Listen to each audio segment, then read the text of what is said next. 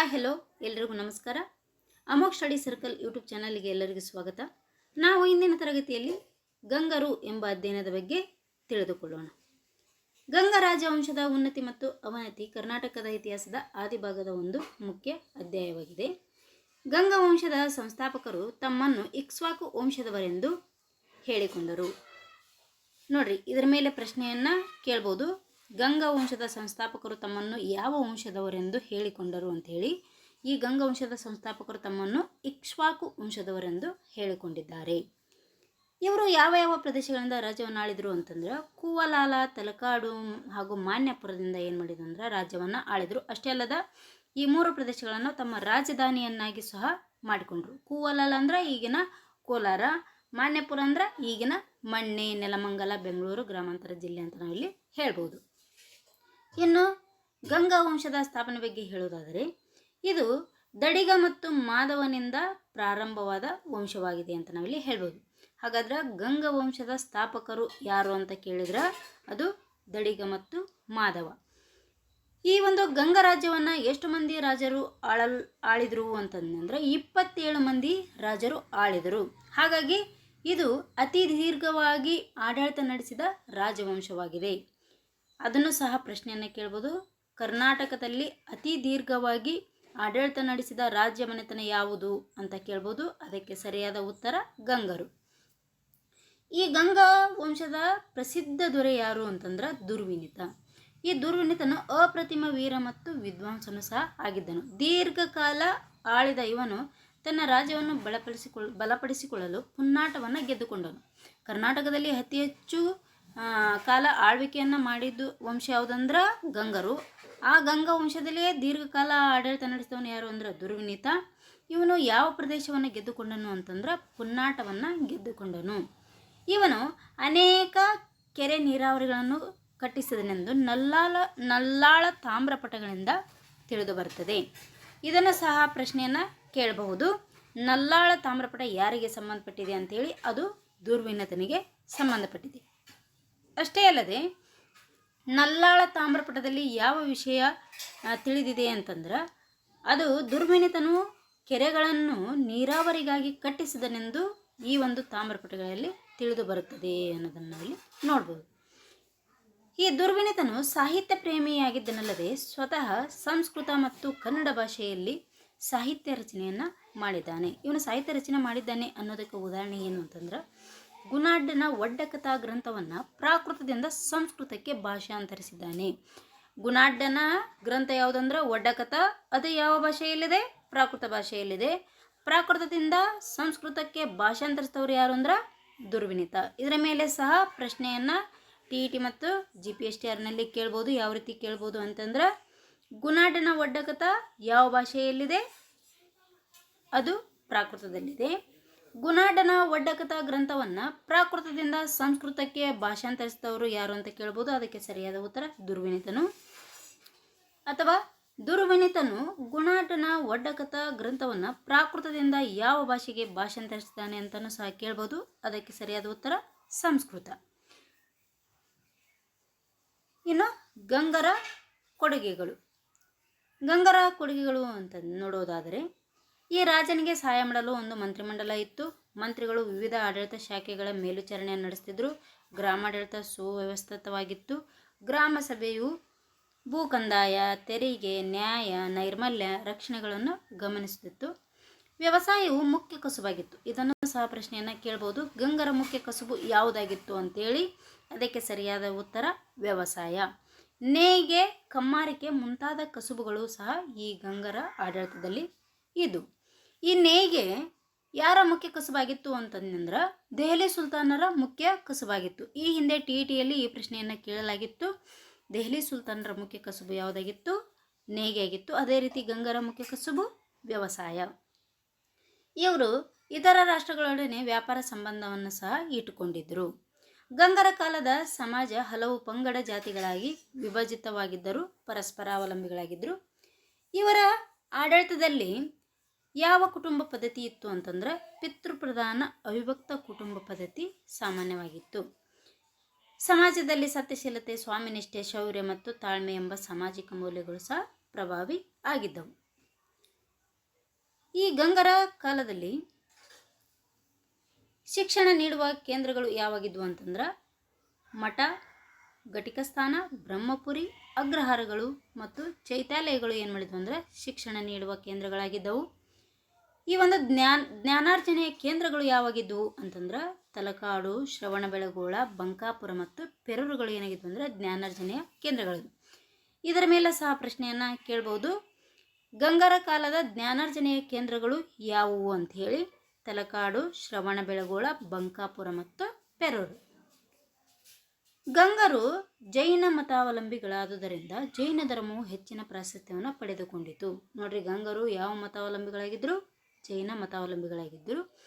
ಈ ಒಂದು ಜೈನ ಧರ್ಮ ಯಾರಿಂದ ಪ್ರಭಾವಿತ ಅಥವಾ ಜನಪ್ರಿಯವಾಯಿತು ಅಂತಂದ್ರೆ ಈ ಪೂಜ್ಯಪಾದ ವಜ್ರನಂದಿ ಅಜಿತ ಸೇನ ಎಂಬ ಮುಖ್ಯ ಗುರುಗಳಿಂದ ಏನಾಯಿತು ಅಂತಂದ್ರೆ ಈ ಧರ್ಮವು ಜನಪ್ರಿಯವಾಯಿತು.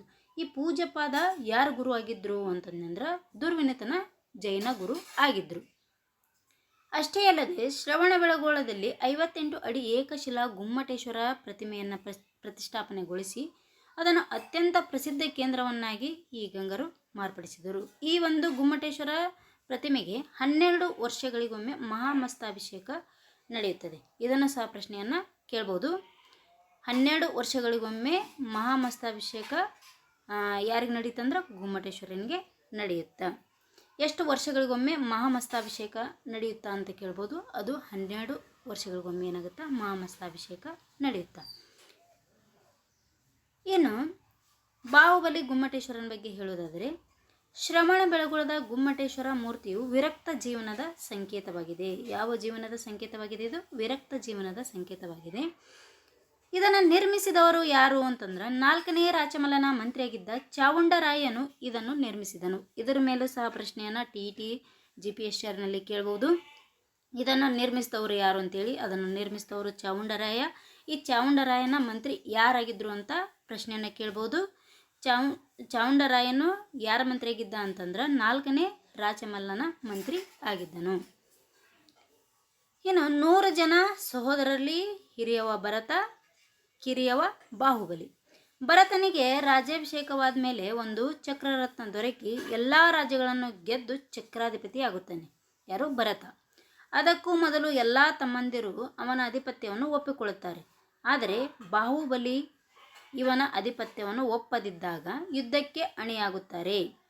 ಇದು ಯಾರ ನಡುವೆ ಯುದ್ಧ ನಡೀತೈತೆ ಅಂದ್ರೆ ಭರತ ಮತ್ತು ಬಾಹುಬಲಿ ನಡುವೆ ಯುದ್ಧ ನಡೀತೈತಿ. ಯಾವ್ಯಾವ ಯುದ್ಧ ನಡೆಯುತ್ತೆ ನೋಡೋಣ. ದೃಷ್ಟಿ ಯುದ್ಧ, ಜಲಯುದ್ಧ, ಮಲ್ಲ ಯುದ್ಧದಲ್ಲಿ ಭರತ ಏನು ಮಾಡ್ತಾನೆ ಅಂದ್ರೆ ಸೋಲ್ತಾನೆ.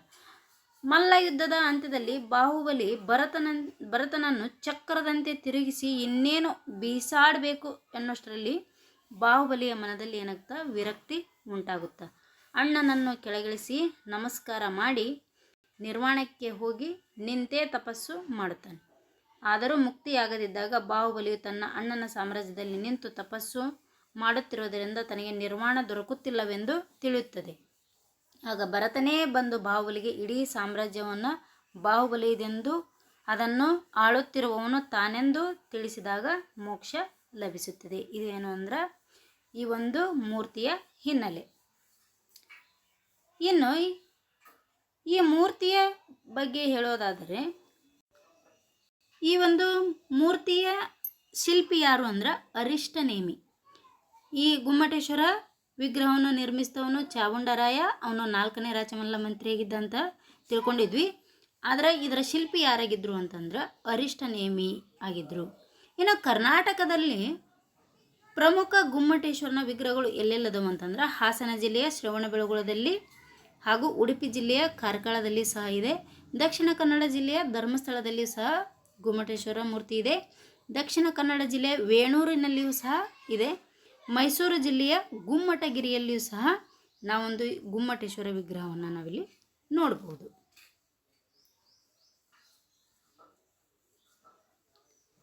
ಇನ್ನು ಗಂಗರ ಕಲೆ ಮತ್ತು ವಾಸ್ತುಶಿಲ್ಪ. ಗಂಗರ ಕಲೆ ಮತ್ತು ವಾಸ್ತುಶಿಲ್ಪಗಳಿಗೆ ಪ್ರೋತ್ಸಾಹವನ್ನು ನೀಡಿದ್ದರು. ಇವರು ಸುಂದರ ಹಾಗೂ ದೇವಾಲಯಗಳನ್ನು ಬಸದಿಗಳನ್ನು ಸಹ ಕಟ್ಟಿಸಿದ್ದರು.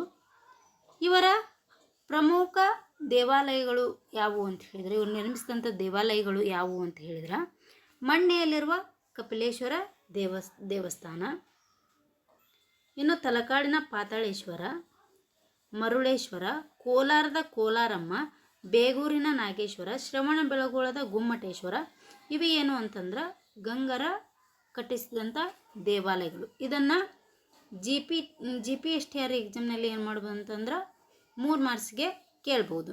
ಏನಂತ ಕೇಳ್ಬೋದು ಅಂತಂದ್ರೆ ಗಂಗರು ನಿರ್ಮಿಸಿದಂಥ ದೇವಾಲಯಗಳು ಯಾವುವು ಅಂತ ಇಲ್ಲಿ ಕೇಳ್ಬೋದು. ಕೇಳಿದಾಗ ನಾವೇನು ಮಾಡಬೇಕು, ಈ ಇಷ್ಟು ದೇವಸ್ಥಾನಗಳನ್ನು ಅಲ್ಲಿ ಬರಿಬೇಕು. ಇನ್ನು ಗಂಗರ ವಿಶಿಷ್ಟ ಕೊಡುಗೆ ಎಂದರೆ ಎತ್ತರದ ಮಾನಸ್ತಂಭ ಮತ್ತು ಬ್ರಹ್ಮ ಮಾನಸ್ತಂಭಗಳು.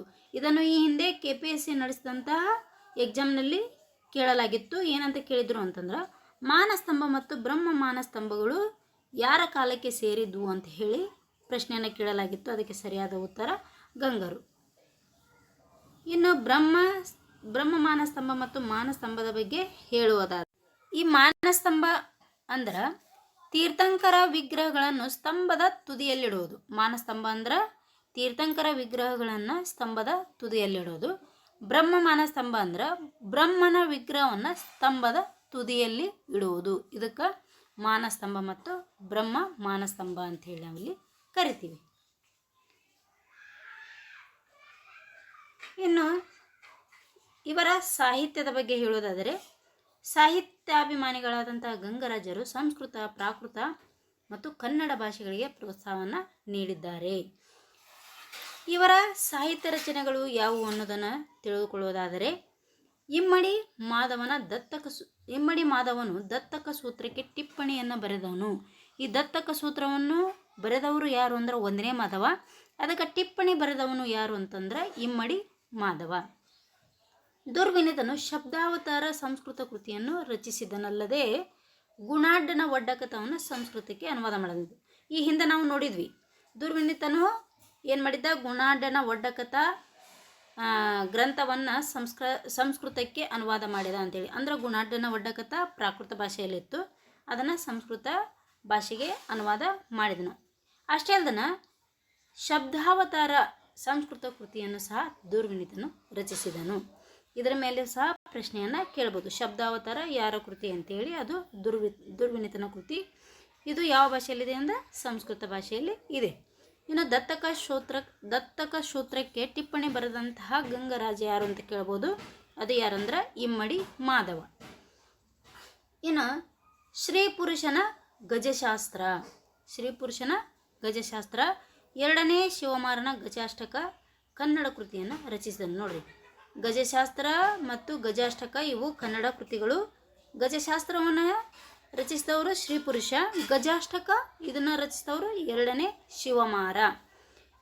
ಕವಿ ಹೇಮಸೇನನು ರಾಘವ ಪಾಂಡವೀಯ ಇದನ್ನು, ವಾದಿಪಸಿಂಹನು ಗದ್ಯ ಚಿಂತಾಮಣಿ ಮತ್ತು ಶಾಸ್ತ್ರ ಚೂಡಾಮಣಿಯನ್ನು, ನೇಮಿಚಂದ್ರನು ದ್ರವ್ಯಸಾರ ಸಂಗ್ರಹವನ್ನು, ಚಾವುಂಡರಾಯನು ಚಾವುಂಡ ಪುರಾಣವನ್ನು ರಚಿಸಿ ಪ್ರಸಿದ್ಧರಾದರು. ನೋಡ್ರಿ, ಇವನ್ನ TET ಅಥವಾ GPST ಏನು ಮಾಡ್ಬೋದು ಅಂತಂದ್ರೆ ಹೊಂದಿಸಿ ಬರೆಯಲ್ಲಿ ಕೇಳ್ಬೋದು. ಹೊಂದಿಸಿ ಬರೆಯೋಕೆ ಒಂದು ಕಡೆ ಕವಿಗಳ ಹೆಸರು, ಇನ್ನೊಂದು ಕಡೆ ಅವರು ಬರೆದಂಥ ಕೃತಿಗಳ ಹೆಸರನ್ನು ಕೊಟ್ಟು ಹೊಂದಿಸಿ ಬರೀರಿ ಅಂತ ಅಂದು ಕೇಳ್ಬೋದು. ಹಾಗಾಗಿ ಇದನ್ನು ನಾವೇನು ಮಾಡಬೇಕು ಅಂತಂದ್ರೆ ಕರೆಕ್ಟಾಗಿ ಓದ್ಕೋಬೇಕು. ಇದಿಷ್ಟು ಏನು ಅಂತಂದ್ರೆ ಗಂಗರ ಬಗ್ಗೆ ಇದ್ದಂತಹ ಮಾಹಿತಿ. ನಾವು ಮುಂದಿನ ತರಗತಿಯಲ್ಲಿ ಏನು ಮಾಡೋಣ ಅಂತಂದ್ರೆ ಈ ಒಂದು ಬಾದಾಮಿ ಚಾಲುಕ್ಯರ ಬಗ್ಗೆ ತಿಳಿದುಕೊಳ್ಳೋಣ. ಇಲ್ಲಿಯವರೆಗೂ ಈ ಕ್ಲಾಸನ್ನು ವೀಕ್ಷಿಸಿದ್ದಕ್ಕಾಗಿ ಎಲ್ಲರಿಗೂ ಧನ್ಯವಾದಗಳು.